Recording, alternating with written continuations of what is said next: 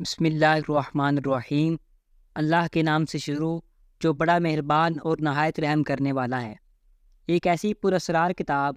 جس کو پڑھنے والا یا تو پاگل ہو جاتا ہے یا پھر اس کو قتل کر دیا جاتا ہے۔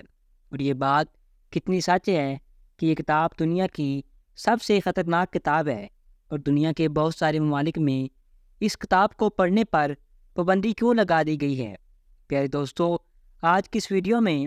ہم آپ کو ایک ایسی شیطانی کتاب کے بارے میں بتائیں گے کہ جس کے بارے میں جاننے کے بعد آپ کے ہوش اٹھ جائیں گے۔ اس شیطانی کتاب کو کیوں تحریر کروایا گیا اور اس کتاب کے لکھنے کا مقصد کیا تھا، اور شیطان اس کتاب کو تحریر کروا کر کیا کچھ حاصل کرنا چاہتا تھا۔ پیارے دوستو، شمس المعارف میں ایک ایسی کتاب ہے جس کو جادوئی دنیا کا بے تاج بادشاہ سمجھا جاتا ہے۔ اس کتاب کو 6 صدی ہجری میں عربی زبان میں تحریر کیا گیا تھا۔ اس کتاب کو تحریر کرنے والے شخص کے بارے میں مختلف روایات پائی جاتی ہیں۔ بعض روایات کے مطابق اس کے مصنف کا نام شرف الدین یا شہاب الدین ہے، اور بعض روایات کے مطابق اس کے مصنف کا نام احمد البونی ہے۔ پیارے دوستو، البونی ایک ایسا شخص تھا جو جادو اور عملیات میں بھی انتہا مہارت رکھتا تھا۔ پیارے دوستو، اس کتاب میں روحانی عملی اور ناجائز طریقے سے مال و دولت اکٹھا کرنے کے لیے بے شمار عملیات اور وظائف درج ہیں۔ یہ عملیات پر مشتمل ایک ایسی کتاب ہے جو عملیات کی دنیا میں ایک الگ مقام رکھتی ہے۔ یہی وجہ ہے کہ دنیا کے بہت سارے ممالک میں یہ کتاب متنازع ہے،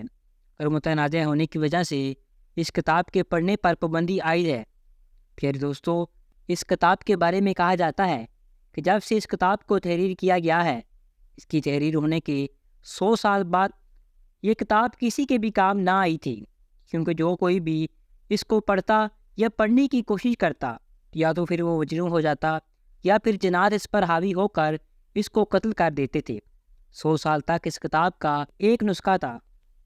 پھر اس کے بعد ایک نامعلوم شخص کی طرف سے اس کتاب میں بہت سارے رد و بدل کیے گئے، اور اس کتاب کے بہت سارے نسخے تیار کیے گئے۔ اس کتاب میں رد و بدل کرنے کی وجہ یہ تھی کیونکہ مصنف کی جانب سے اس کتاب کے اندر بہت سارے ایسے عملیات لکھے ہوئے تھے جن عملیات کی مدد سے انسان بہت بڑے بڑے طاقتور جنات کو اپنے قبضے میں کر سکتا تھا۔ اسی وجہ سے جنات اس کتاب کی حفاظت کیا کرتے تھے، اور جو کوئی بھی شخص اس کتاب کو پڑھنے کی کوشش کرتا یا تو پھر جنات اس کو پاگل کر دیتے تھے یا پھر اس کو قتل کر دیا جاتا تھا، تاکہ کوئی بھی انسان اس کتاب کو پڑھ نہ سکے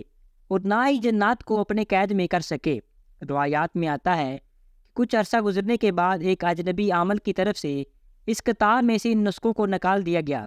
جن نسخوں کی وجہ سے جنات انسان کو قتل کیا کرتے تھے۔ لیکن اب بھی اس کتاب میں کالے جادو اور جنات کو قید کرنے کے بہت سارے عملیات ہیں۔ یہی وجہ ہے کہ کوئی بھی انسان اس کتاب کو ٹھیک طرح سے سمجھ کر پڑھ نہیں سکتا، اور جو کوئی بھی شخص اس کتاب کو سمجھنے کی کوشش کرتا ہے وہ پاگل یا مجنون ہو جاتا ہے۔ پیارے دوستوں، کہا جاتا ہے کہ 6 صدی میں یہ کتاب محمد بن علی بن زائد کے قبضے میں آ گئی۔ یہ شخص بہت ہی مالدار تھا،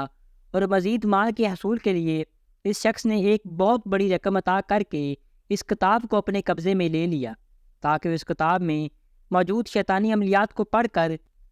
مزید مال و دولت اکٹھا کر سکے۔ اس کتاب کو خریدنے والے شخص کا یہ بیان ہے کہ جب بھی وہ اس کتاب کو کھول کر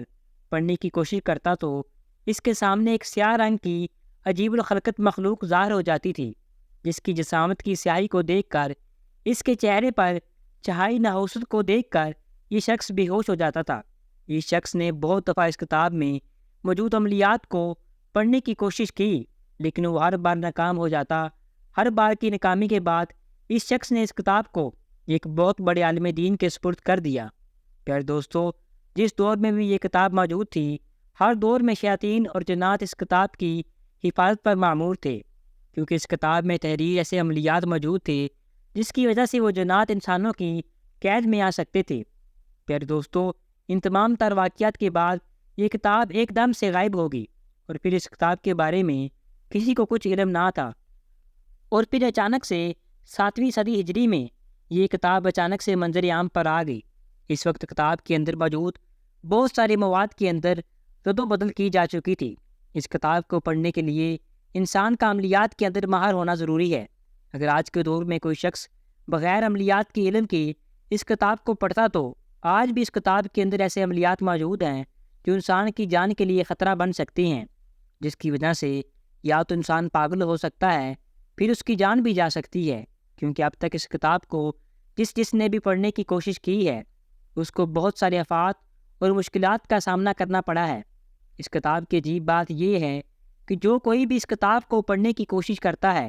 تو اپنے پہلے کی زندگی کے بارے میں بھول جاتا ہے، اور اس بات کو بھی بھول جاتا ہے کہ وہ کون سا ایسا عمل کر رہا تھا جس کے کرنے کی وجہ سے جنات اس پر حاوی ہوئے تھے اور جس کی وجہ سے یہ مجنون ہوا۔ پیارے دوستو، اس کتاب کو سمجھنا یا پڑھنا ناممکن سی بات ہے، لیکن تاریخ کے اندر ایک ایسی شخص کا بھی ذکر ملتا ہے جو کافی حد تک اس کتاب کو پڑھنے اور سمجھنے کے اندر کامیاب ہو گیا تھا۔ روایات کے مطابق اس شخص کا نام اسائی بیان کیا گیا ہے، اور یہ شخص اپنے دور کے اندر اسائی کے نام سے مشہور ہوا۔ یہ شخص یمن کے قدیم علاقے میں رہنے والا تھا، اور یہ کتاب 10ویں صدی میں اس شخص کو ملی۔ اس شخص کے مطابق جب ابتدا میں اس کتاب میں موجود عملیات پر کرنے کی کوشش کی گئی تو شیاطین اور جنات کی طرف سے اس شخص کو روکا گیا، کیونکہ اس شخص نے ایسے عملیات پر عمل کرنے کی کوشش کی تھی جو کہ بہت زیادہ خطرناک اور متروک تھے۔ شروع میں جنات نے اس شخص کو عملیات سے بہت روکنے کی کوشش کی، کیونکہ اس شخص کا عملیات سے بہت گہرا تعلق تھا، لہٰذا یہ شخص جنات سے ڈرتا نہیں تھا۔ اس نے اپنے عملیات کو جاری رکھا، اور یہ شخص خوب جانتا تھا کہ جنات کی طرف سے اس پر کون کون سے حملے ہونے والے ہیں، لہٰذا اس نے اپنے آپ کو ان حملوں کے لیے پہلے سے ہی تیار کر رکھا تھا، اور اس نے پہلے ہی بہت سارے ایسے عملیات کر رکھے تھے جس کی وجہ سے شیطان اس پر حملہ نہ کر سکے۔ یہی وجہ تھی کہ یہ شخص بڑے بڑے جنات کو اپنے قبضے میں کرنے کے آخری مرحلے میں داخل ہو چکا تھا۔ اس مقام پر پہنچنے کے بعد جنات نے اس شخص کو مات دے دی، اور یہ جنات کو قید کرنے میں ناکام ہو گیا۔ یہ وہ واحد خوش نصیب انسان تھا جو جنات کی ہاتھوں بچ نکلا، جو قتل ہونے سے بچ گیا۔ جب شیاطین نے اس شخص پر حملہ کیا تو یہ شخص بے ہوش ہو گیا۔ ہوش میں آنے کے بعد اس شخص نے بتایا کہ حیرت انگیز طور پر وہ اس بات کو بھول چکا تھا کہ اس نے کون سا ایسا عمل کیا تھا۔ اس عمل کے کرنے کی وجہ سے شیاطین اس پر حملہ آور ہوئے، اور وہ کتاب کو کون سا حصہ تھا اور کون سے الفاظ تھے جو بے ہوش ہونے سے پہلے یہ پڑھ رہا تھا۔ ہوش میں آنے کے بعد اس شخص کی جان تو بچ گئی، لیکن اس شخص کی حالت یہ تھی کہ اپنی پہلی زندگی میں ہونے والے واقعات کے بارے میں کچھ خبر نہیں رکھتا تھا، اور وہ سب کچھ بھول چکا تھا۔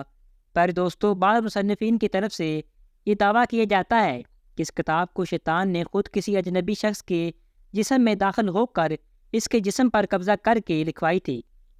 تاکہ انسان مال و دولت کے لالچ اور ہوش میں مبتلا ہو کر اس کتاب میں موجود خلاف شرعیہ عملیات پر عمل کر کے اللہ تبارک و تعالیٰ کی وحدانیت سے دور ہو کر کفر و شرک کے اندر مبتلا ہو کر مرے اور جہنم کے مستحق قرار پائے۔